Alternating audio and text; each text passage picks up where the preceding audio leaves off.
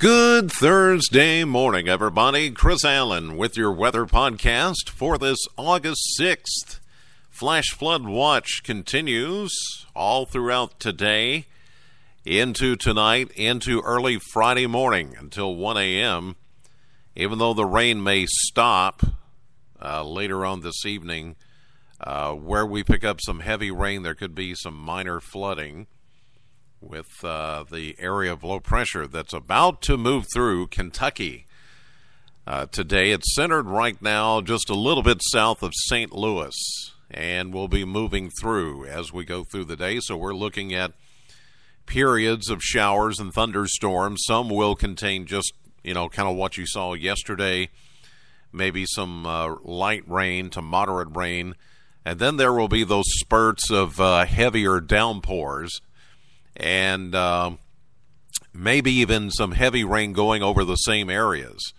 And should that happen, that's when we should begin to hear reports of maybe some flooding or flash flooding. Yesterday, we did have a few flood advisories pop up and at least one or two flash flood warnings. So it's going to be in those areas that have, creeks and streams and rivers that could quickly go over bank full if you get a lot of rain. That's a fairly slow-moving area of low pressure, and as it spins across Kentucky, it's just going to spin out a lot of water, a lot of rain.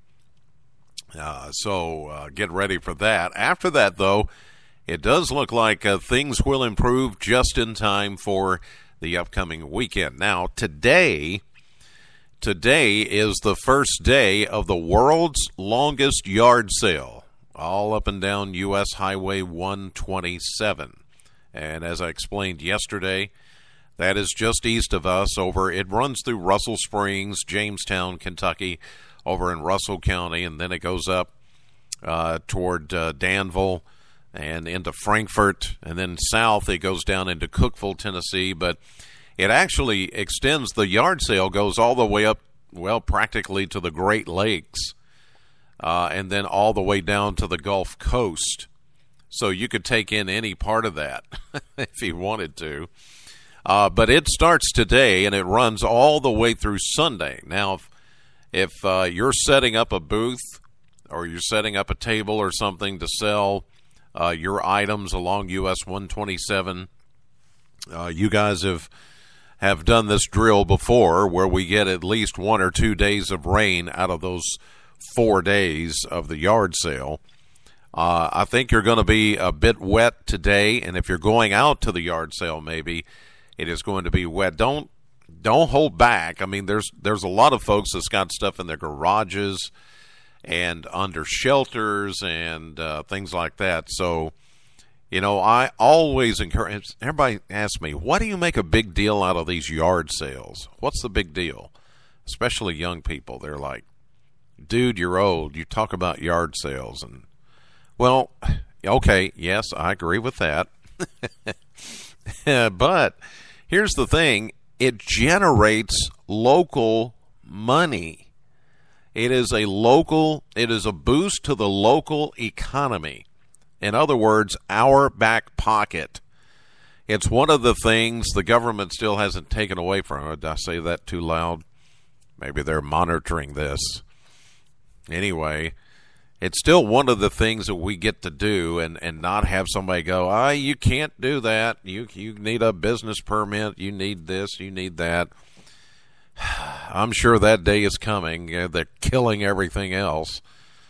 It's just one of the great traditions for local people to want to set up and get rid of some junk and generate a few dollars.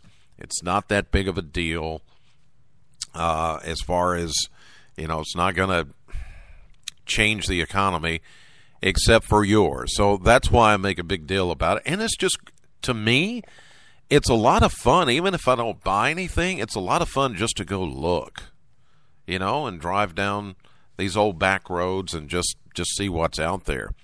I am, by the way, and I'll throw this in since I got off the forecast for a moment. Please allow me.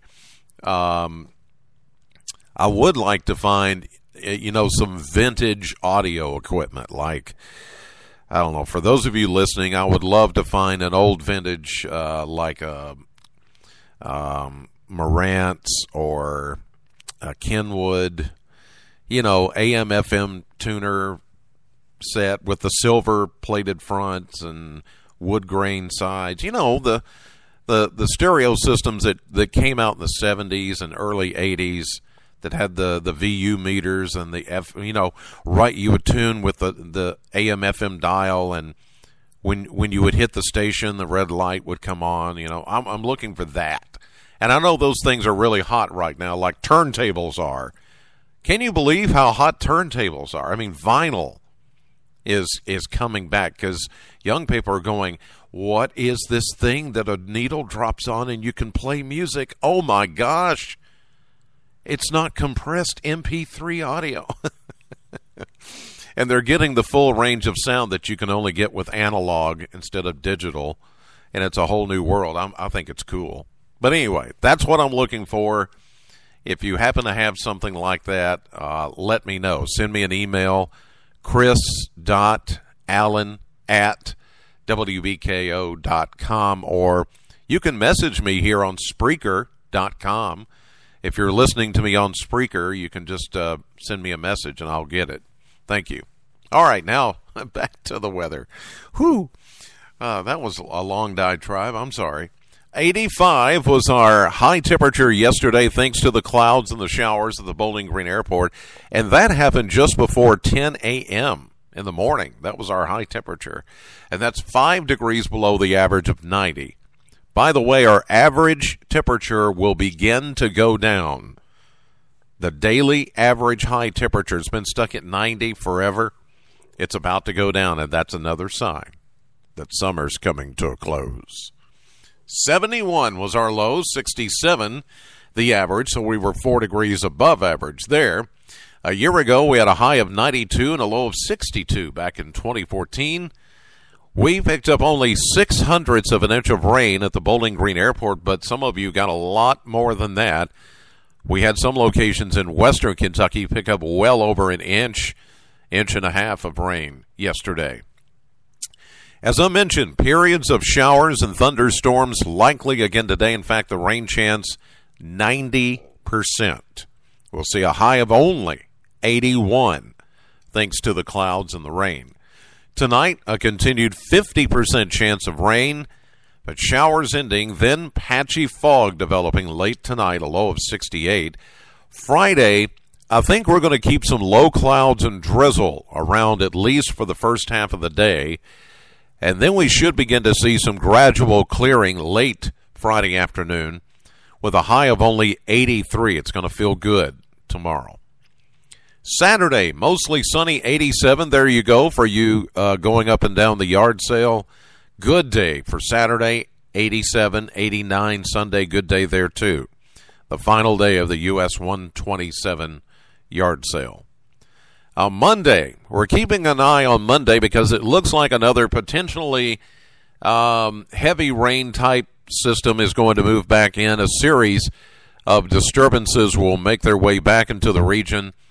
So we're going to go with another chance of showers and thunderstorms on Monday at 90. Heavy rain could be coming in Monday night into early Tuesday of next week, as we'll see scattered showers in 86. Wednesday, mostly sunny back to 86. All right. Also, one more note about the Dream Home. I found out late last night that we're down to, get this, we're down to 150 tickets. Ooh. It's a practical sellout, folks, for the St. Jude Dream Home and the car and the shopping spree and everything else. But there's still less than 150 tickets left. You cannot any longer call the 800 number to get a ticket. I'm sorry. They've cut that off. The only way to buy a ticket is to go to the Dream Home. That's the only, and in fact, our ticket outlets are done. So, if you want to get the remaining less than 150 tickets that remain for the St. Jude Dream Home, you'll have to go out to the house. It's open today from 9 a.m. to 9 p.m. and again tomorrow, same hours. It's located at South Glen Gables Subdivision. That's just off Nashville Road here in Bowling Green, south of town, across from South Warren High School. That's the new high school as you go out Nashville Road, 31W, heading south like you're going to Franklin. And the first house you come to at South Glen Gables is the Dream Home. It's got a big sign out front. So if you want to buy the remaining tickets, you'll have to go to the house to get it. All right? So thank you for another sellout for the St. Jude Dream Home and the kids at St. Jude Children's Research Hospital. God bless you. Have a great day. Thanks for listening. Know the weather before it knows you.